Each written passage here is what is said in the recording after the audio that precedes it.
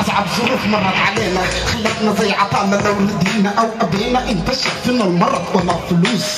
ولا علاج ما لقينا سبت علينا روحنا نزلت دموعنا ما هدينا فكرنا هنسيب البلد ما جمودنا في مدينة سبب هجرتنا كان مصدر ظلم زاد الضغط كتر علينا هجرنا أجمل مكان فيه أمي مصدر سعادة وكل حنان اتجهنا لليا أصعب مكان ولا حكم ولا رئيس ولا أمن ولا أمان طلعنا بأحنا حلق ركبنا باص شطونا بأحسن الأمان وصلنا باص ركبنا باص غطونا بأوسخ مشمع فطرنا غطونا بأوسخ مشمع أطشنا أعطونا مويه تاخد بكح جراح وصلنا ليبيا بعد معانا بعد ليالي وصلنا جمعة لقينا ناس بندورنا يا حميدة وانا خلاص ادفع فلوسك وتخرج خلاص يا خلاص كنت خلقت بجد بدل حساب والكفاوي طلعتنا شايلين سلاح يا رب شو هيدي البلاوي كنت غابة عرفنا انه احنا في غابة كانت معانا اطفال بتبكي يابا فتشونا يا غرابة ياخدوا كل ما تملك حتى لو كانت ترابة ياخدوا كل ما تملك حتى لو كانت ترابة فكانت في مكان بعيد ولا جواز ولا حبيزة وصلنا يا اخوانا في مدن بعيدة لقيناهم عايشين حياة كأنها سجون تعبيدة اما في غير انك تشارك نفس الحياة يا اما ترجع تاني نفس المكان تاني تعبيدة شاركنا في حياتهم سجلنا في التعبيدة بنصحى كل صباح بنتجه الى المصادر بندور اي شغل حتى لو كان تجد مراتب حاجة نلقى منها اكل منها راتب نلقى منها اكل منها بادب مرة تمر علينا شغلات بنقول موافقين ونشتغل ونكمل ونحن قاعدين نجيب للحساب ونحن واصلين يقول لك هيعدي او ده السلاح في يدي ويطلق رخيصة وتلقى واحدة تكفي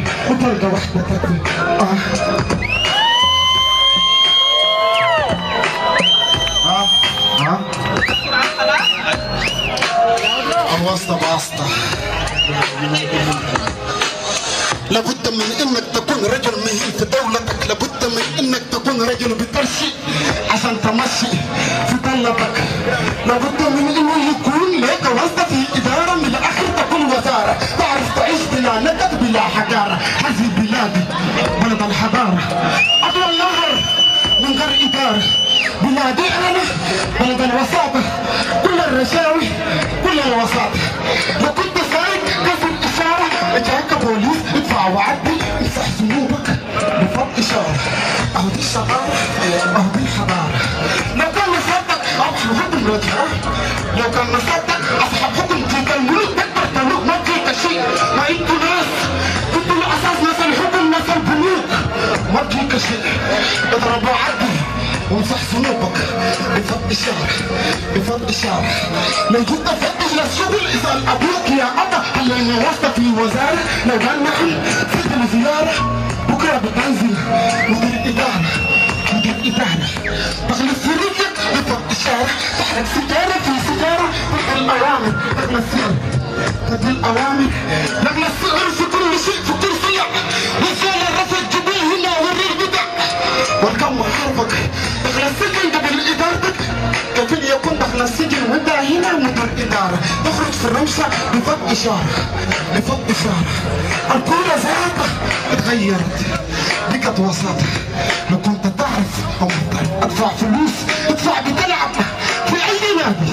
لو كنت بتعرف أو كنت فارح الجسم ذاتها اتغيرت بقت وساطة مش هتتقدم عايز تزوج يجيك واحد غلس يقول لك يا ابني البنت دي عمها كبير وانت تقول عرف بنفسك تقول له انا العريس جيت انصبك يقول لك يا ابني اقول لك البنت دي عمها وزير كبير تقول لي انا العريس جيت انصبك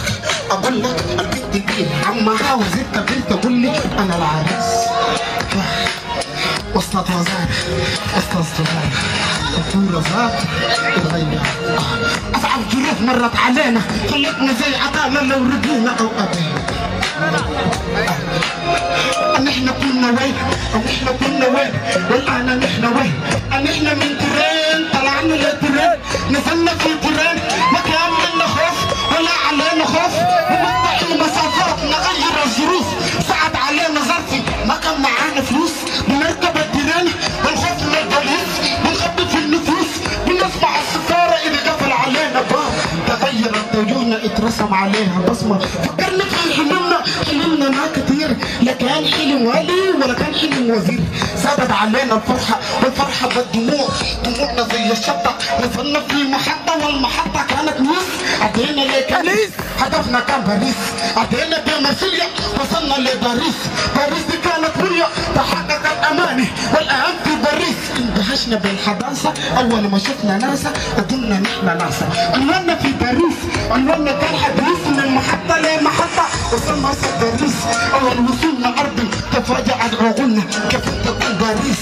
لقينا لك شبابي ضعافة غلابة نمين تحت الكوبري واحد هناك هداك والثاني تحت الكوبري وثالث على الرصيف مسكت علي الرحلة الكلام دمها خفيف بدت كل ألمنا زادت فلوس ألمنا انفتح جرح جديد والقلب بالقديم وين يكون وصلنا جنب أخواننا تحت الكوبري ونحن تحت الكوبري كبرت علي همومي سكرت في هدومي ودمع في عيوني سلمت للظروف سلمت كل أحلامي حكمت عن أنامي فضلنا بس